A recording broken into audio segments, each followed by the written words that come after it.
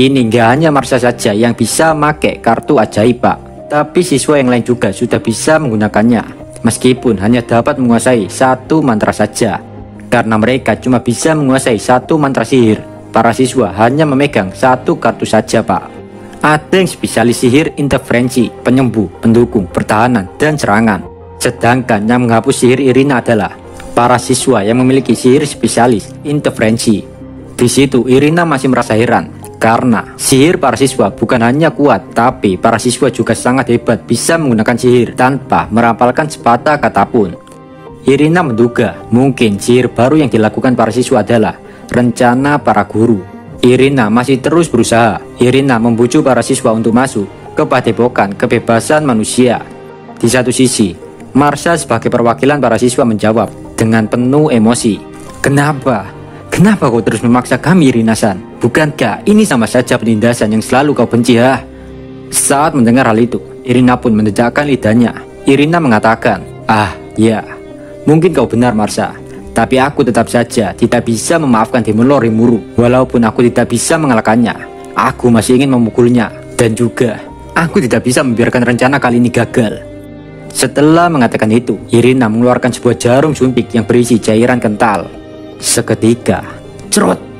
Jarum suntik itu Irina tancapkan ke dalam tubuhnya. Yari-yari.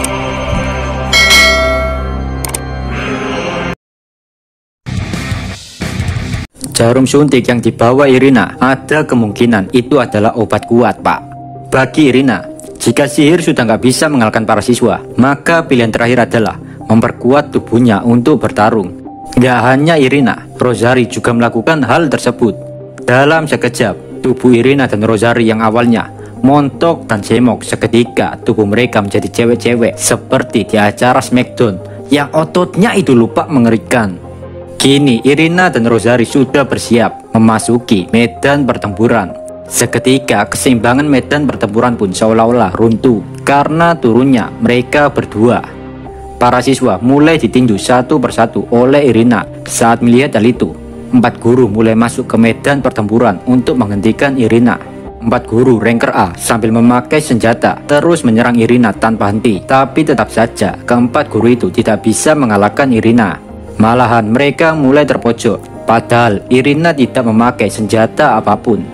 Irina cuma modal tangan kosong sama ototnya doang, Pak. Gila, gokil nggak tuh? Kayak bagi aja nying. Sedangkan Slade dan Berna mulai juga mengaktifkan Demon Fusion-nya.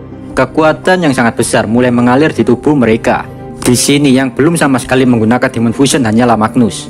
Magnus dengan modal pedang kayak Lancelot, dia sendirian melawan 3 orang sekaligus, yaitu Mondo, Karma, dan Julius. Di satu sisi tinggal Rosari yang belum turun ke medan pertempuran, Pak. Rosari masih menatap mangsanya. Tapi tiba-tiba entah sengaja atau memang keinginannya, Mondo menabrak Rosari. Dalam sekejap, baku hantam pun terjadi di antara 2 orang itu. Rosari terus menyerang Mondo, sedangkan Mondo terus memblokir Rosari dengan sihir pertahanannya. Rosari tanpa henti terus memukul Mondo, tapi untungnya para siswa di garis belakang selalu memberikan support dan buff kepada Mondo. Makanya Mondo sampai sekarang masih bisa bertahan. Sementara itu, pasangan ampas yaitu Slade dan Berna dari tadi masih aja belum mengalahkan macan beracun, Pak. Emosi meluap-luap di kepala Berna karena dia tidak bisa memberikan luka fatal kepada macan itu. Di satu sisi, macan beracun selalu mendapatkan buff melalui support para siswa dengan sihirnya. Di lain cerita, yaitu pertarungan antara Magnus melawan Julius dan Karma juga semakin memanas. Tapi dalam kacamata Rimuru tampaknya Magnus belum sepenuhnya serius. Bahkan ada kemungkinan Magnus tidak tega melukai teman-temannya. Sambil beradu pedang, Karma dan Julius mencoba menyadarkan Magnus. Mereka berdua mencoba mendobrak hati Magnus. Dan kalian tahu sendiri, hati adalah hal yang unik. Tidak ada cara lain untuk memahami hati satu sama lain, kecuali hanya dengan saling membenturkan perasaan mereka. Rimuru masih menonton pertarungan itu dari kejauhan. Dan Rimuru bisa menyimpulkan, jika dari semua pertarungan, yang paling berbahaya adalah Magnus. Alasan ini bukan tanpa dasar, karena dari tadi, Magnus nggak serius. Tapi masih bisa bertahan melawan 2 orang sekaligus, Pak. Di situ Julius bertanya kepada Magnus, "Magnus, sadarlah, apakah kau tahu yang sebenarnya kau lakukan ini, ha?" Karma juga berteriak, Magnus, kau adalah teman yang sangat berharga bagiku. Kau adalah teman yang bisa berbagi segala hal denganku. Sadarlah Baka Magnus. Seketika pertarungan di antara mereka bertiga pun berhenti. Dengan menatap ke tanah, Magnus berkata, kalian tidak akan mengerti apa yang kulakukan karena kalian tak pernah menjadi diriku.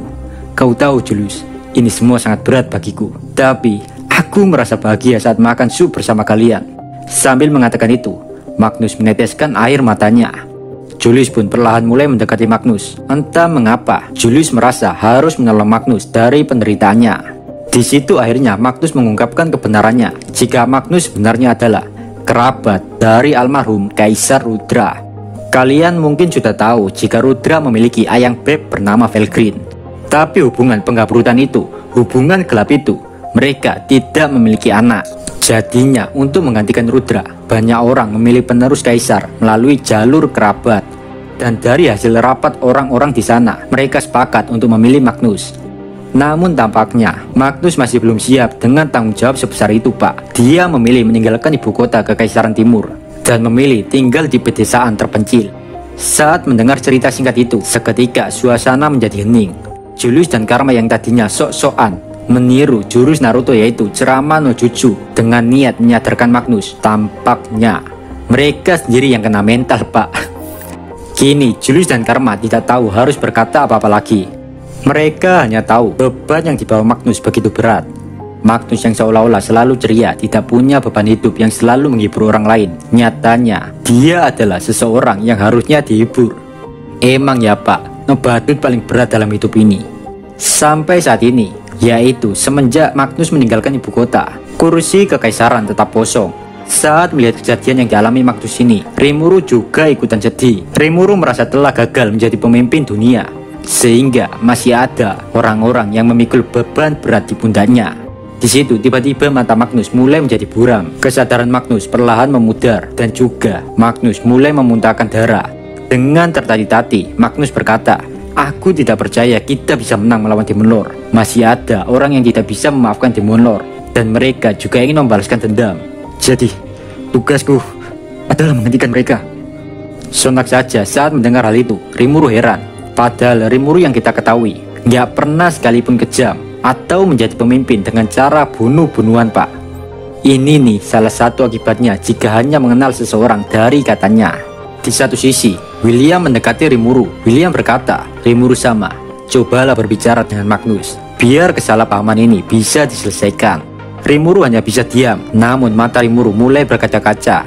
Di satu sisi, Ciel tiba-tiba melaporkan jika energi iblis dalam jiwa Magnus mulai meningkat dan energi mentalnya menurun drastis.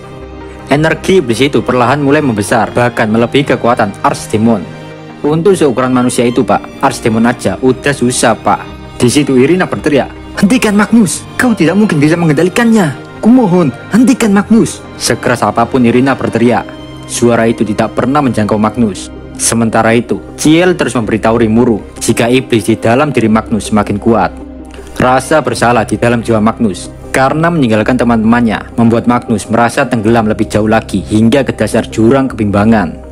Dan gak lama, seluruh tubuh Magnus terbungkus energi hitam membentuk bola. Saat bola itu terbuka, Magnus pun keluar. Tapi kini bentuk tubuh Magnus sudah berbeda. Dia bahkan sudah tidak seperti manusia, Pak. Dan ternyata yang ada di dalam jiwa Magnus bukan sembarang iblis, melainkan Demon Lord atau Raja Iblis. Iblis itu sepenuhnya mengendalikan tubuh Magnus sekarang, Pak. Dengan mengangkat tangannya, iblis itu berkata, akhirnya setelah sekian lama, dengan tubuh ini aku benar-benar bebas. Rimuru yang mengetahui keadaan genting itu seketika berteriak, Minasan, cepat mundur. Saat mendengar teriakan Rimuru, dalam sekejap semua siswa serentak mundur.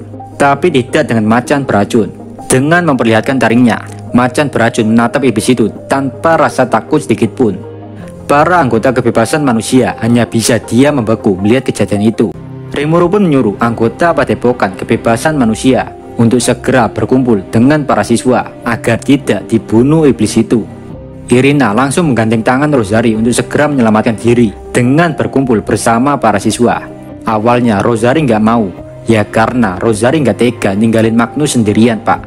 Tapi Irina mengatakan jika sekarang percuma karena Magnus tidak bisa membedakan mana kawan, mana musuh. Dengan berat hati, Rosari pun terpaksa meninggalkan Ayang Beb Magnus tersayang dan memilih bergabung bersama para siswa. Jika kalian suka video ini, jangan lupa subscribe biar channel ini makin berkembang. Saya Dio dari channel Si Kekindil. Pamit. Bye bye.